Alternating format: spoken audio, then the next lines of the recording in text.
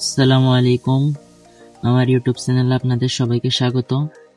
আজকে আমি আপনাদের সাথে শেয়ার করব রেইন লিলি কখন রিপোর্টিং করবেন, কিভাবে মাটি প্রস্তুত করবেন, সম্পূর্ণ প্রসেসিং এই ভিডিওর মাধ্যমে জানতে পারবেন। চলেন ভিডিওটি এবার শুরু করা যাক।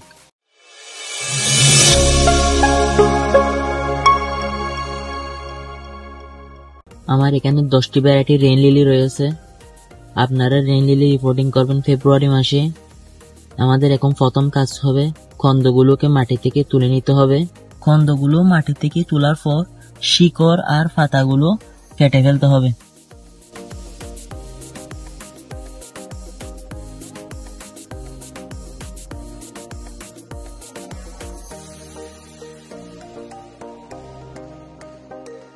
দেখেন সব কন্দগুলোকে কাটাই ছাঁটাই করা শেষ। এখন আমাদের মাটি প্রস্তুত করতে হবে। আমি এখানে মাটি প্রস্তুত করছি। মাটি, বালি, ভার্মি কম্পোস্ট, হাড়ের গুঁড়া, শিংকুচি, নিমখোল, ডিমের খোসা গুঁড়া। মাটিগুলো টবে নেওয়ার পর কন্দগুলোকে মাটির মধ্যে বসিয়ে দিতে হবে।